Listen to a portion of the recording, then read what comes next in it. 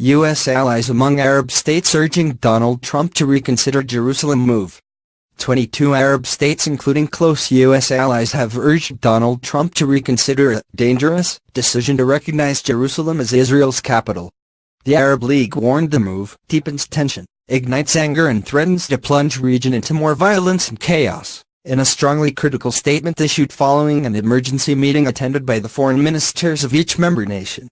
The White House announcement about Jerusalem this week overturned decades of U.S. neutrality on one of the Middle East's most sensitive issues, sparking violence in Gaza and protests elsewhere in the region.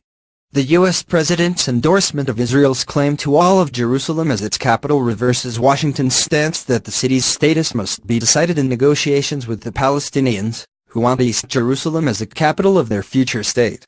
The Arab League statement described the decision as a dangerous violation of international law which had no legal impact and was void. It said it would seek a United Nations Security Council resolution rejecting the U.S. move. The decision has no legal effect. It deepens tension, ignites anger and threatens to plunge the region into more violence and chaos, the statement, issued at 3 a.m. local time after hours of meetings that began on Saturday evening in Cairo. Lebanon's Foreign Minister Gibran Bassel suggested Arab nations should also consider imposing economic sanctions against the United States to prevent it moving its Israel embassy to Jerusalem from Tel Aviv. Preemptive measures must be taken, beginning with diplomatic measures, then political, then economic and financial sanctions, he said. But the Arab League statement made no mention of economic sanctions and included no other punitive actions against the U.S., such as a boycott of American products or downgrading of ties with Washington. Arab criticism of Mr. Trump's plan contrasted sharply with the praise Washington's traditional Arab allies heaped on him at the beginning of his administration in January.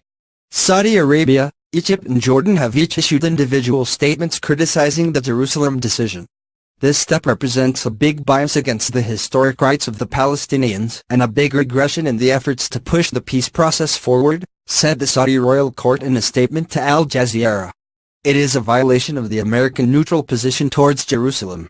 A Jordanian government spokesman, Muhammad al-Mamani, said the U.S. move was false and illegal because it consolidates the occupation. About 10,000 people rallied on Sunday outside the U.S. Embassy in the Indonesian capital of Jakarta to denounce Mr. Trump's announcement.